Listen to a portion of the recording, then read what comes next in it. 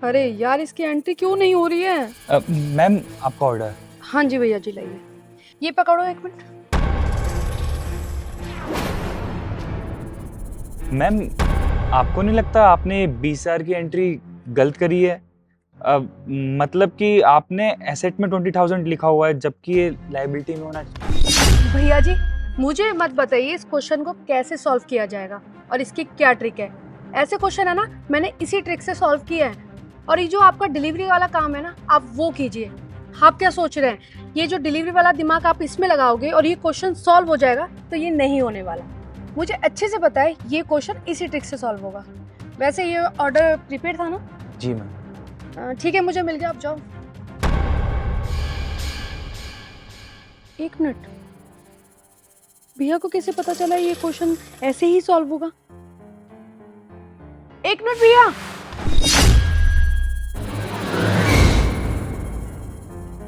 भैया, आपको कैसे पता चला कि पूरी टेबल में 20,000 की एंट्री ही गलत थी? आपको पता है, पिछले 1 घंटे से मैं परेशान हूँ, फाइंड आउट करने की कोशिश कर रही हूँ और मुझे समझ ही नहीं आ रहा था। पर आपने 1 मिनट के अंदर कैसे पता लगा लिया कि यही एंट्री गलत है?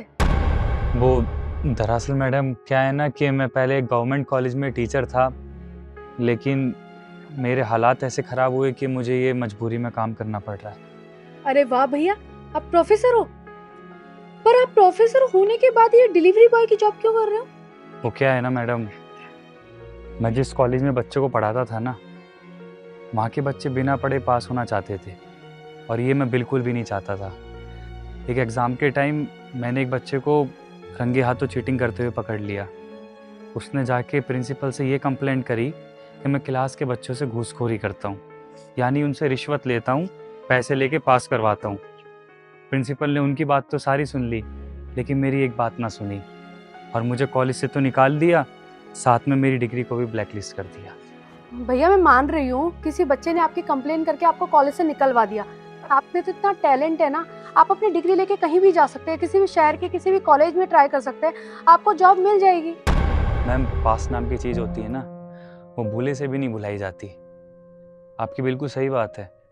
मैंने तमाम कॉलेज में ट्राई किया, अलग अलग कॉलेज में जाके इंटरव्यू भी दिए, लेकिन जिस लड़के को मैंने पकड़ा था ना, उस लड़के के पापा एक अच्छी पोस्ट पर अधिकारी हैं। उन लोगों को पहले ही पता चल जाता था जिस भी कॉलेज में मैं इंटरव्यू देने के लिए जाता था, और वो वहाँ के स्टाफ से मिल के मुझे वहाँ से निकलवा देते थे। मैंने बहुत कोशिश करी, लेकिन मेरा कहीं पे भी सिलेक्शन नहीं हुआ। इवन उस लड़की की तरफ से मेरे पास पैसों का भी ऑफ़र आया कि मैं उसके दिए हुए पैसे रख लूँ और उसे एग्ज़ाम में पास कर दूँ। लेकिन मैडम, मैं अपने उसूलों का पक्का आदमी हूँ। मैंने उससे ये कहा कि तुझे पढ़ना पड़ेगा, तभी तू परीक्षा में पास होगा। लेकिन उसकी भी जिद थी कि वो बिना पढ़े पास होना चाहता था। मैडम मैंने उसको मना कर दिया, और जब मना कर दिया और अपने उसूलों का पक्का रहा, तो आज मुझे ये छोटी मोटी नौकरी करके अपना गुजारा करना पड़ रहा है। और अगर मैडम मैं पैसे रख लेता तो शायद आज मैं भी किसी बड़ी पोस्ट पर अधिकारी होता। भैया, बहुत बुरा लगा कि एक बच्चे ने आपके साथ इतना बुरा किया। अब मैडम क्या ही कर सकता हूँ, सब किस्मत का खेल है। अब जो नौकरी मुझको मिल गई है, बस वही कर रहा हूँ। भैया, आप इतने पढ़े लिखे हो, इतने टैलेंटेड हो, माना कि किसी बच्चे ने आप पे झूठा आरोप लगा के आपको कॉलेज से निकलवा दिया, पर आपके इतने पढ़े लिखे होने का फायदा क्या हुआ? आप ये डिलीवरी वाली जॉब कर रहे हो, आप अपने टैलेंट को वेस्ट कर रहे हो। भैया, आप इतना नहीं कर सकते, कहीं और ट्राई नहीं कर पा रहे हो, तो आप कम से कम बच्चों को घर पे ट्यूशन पढ़ा तो सकते हो ना? पढ़ाया करता था मैम, मैं एक सोसाइटी में मैं ट्यूशन टीचर था, लेकिन क्या करूँ, ये जो माथे पे कलंक लेके घूम रहा हूँ ना, इसने मुझसे मेरे ट्यूशन के स्टूडेंट्स भी दूर कर दिए। उनके घर वालों को जब ये बात पता चली कि मैं बच्चों से पैसे लेके उन्हें एग्ज़ाम में पास करवाता हूँ, तो उनके माँ बापों ने मुझसे ये कहा कि जो टीचर ऐसी हरकतें करता है वो बच्चों को क्या ही पढ़ा पाएगा। इसलिए उन्होंने अपने बच्चों को मेरे पास पढ़ाने से मना कर दिया। तब से मेरे पास पढ़ाई से कमाने के सारे स्रोत बंद हो गए, और तब से ही मैं दर दर की ठोकरें खा रहा हूँ और ये छोटी मोटी नौकरी करके अपना पेट पाल लेता हूँ। पता नहीं आजकल के बच्चों को क्या हो गया है। चलो, बच्चा तो नादान था, पर उनके माँ बाप को तो सोचना चाहिए कि किसी की जिंदगी ऐसे खराब नहीं करनी चाहिए। पैसों के घमंड में इतने पागल हो चुके हैं कि किसी का फ्यूचर ही खराब करके बैठ जाते हैं।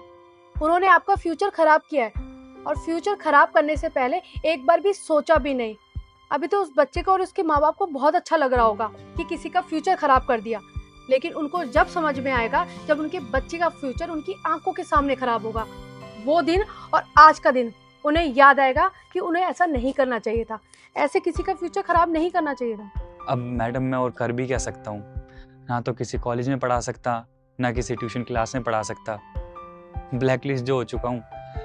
ठीक है, मेरे पास जो है ना मैं उसी में खुश रहने की कोशिश करता हूँ। यही छोटी मोटी नौकरी कर लेता हूँ। ठीक है मैम, चलता हूँ क्योंकि मुझे और भी घरों में जाके ऑर्डर देने हैं। ठीक। रुकिए भैया। भैया जी। एक काम कर सकते हैं, आपको कहीं भी जाने की जरूरत नहीं है। मेरे पापा CSS यूनिवर्सिटी में चेयरमैन है, आप वहां जाके उनसे बात करिए, आपको प्रोफेसर की जॉब मिल जाएगी। और मुझे पता है आप अपना इंटरव्यू है ना चुटकियों में पास कर सकते हो। आपको डिलीवरी बॉय की जॉब नहीं करनी पड़ेगी और आपको प्रोफेसर की जॉब मिल जाएगी। आपने मेरी प्रॉब्लम को 1 मिनट में सॉल्व कर दिया। भैया मैं एक काम करती हूँ, मैं अपने पापा का नंबर आपको यहाँ लिख के दे देती हूँ, उनका नाम और एड्रेस। आप उनके पास जाना और उनको बोलना कि निशा ने भेजा है, आपको वहाँ पर जॉब मिल जाएगी। इससे अच्छी बात मैम और क्या ही हो सकती है। बच्चों को पढ़ाना तो मेरा बचपन से ही सपना था, और आप अगर मुझे एक मौका दे रही हो अपनी पुरानी ज़िंदगी में वापस लौटने का, तो ये तो मेरे लिए बहुत अच्छी बात है। मैं आपका हमेशा एहसानमंद रहूँगा मैम। ये लीजिए भैया। मुझे बहुत अच्छे से पता है और बहुत यकीन है आपके ऊपर कि आप जैसे प्रोफेसर हमारे कॉलेज में पढ़ाएंगे तो हमारे कॉलेज के बच्चों का तो फ्यूचर बन जाएगा। जी मैम, मैं इस नंबर पे कांटेक्ट ज़रूर करूँगा, और मैं आपका एहसानमंद रहूँगा मैडम, क्योंकि मैंने कभी सोचा नहीं था कि मैं दोबारा बच्चों को कभी अपने जीवन में पढ़ा भी पाऊँगा, और मैं टीचर बन भी पाऊँगा कि नहीं बन पाऊँगा। लेकिन देखो ऊपर वाले का आज कैसा करिश्मा हुआ। मैं आपको आपका ऑर्डर देने के लिए आया और बदले में आपने मुझे नौकरी दे दी। मैडम मैं आपका हमेशा एहसानमंद रहूँगा। आज आपने जो मेरी मदद करी है ना, उसका मैं चाहकर भी कभी कर नहीं उतार पाऊँगा। भैया आप टेंशन मत लीजिए, आपकी स्टोरी है ना मैं अपने पापा को बताऊंगी, और मुझे पता है पापा आपकी मदद जरूर करेंगे, क्योंकि मेरे पापा बहुत अच्छे इंसान हैं। भैया आप इतने ईमानदार हैं और आपने सच्चाई का साथ दिया। अगर आप भी करप्ट होते तो किसी से पैसे लेके अपना फ्यूचर बना सकते थे, लेकिन आपने सच्चाई और ईमानदारी का साथ दिया, चाहे आपको कैसी भी जिंदगी जीनी पड़े। अब मैं आपकी मदद करूंगी, आपकी जॉब लगवा कर रहूंगी। और हाँ, कल टाइम से 9 बजे कॉलेज पहुंच जाना। जी मैडम, चलता हूँ, ध्यान रखना अपना।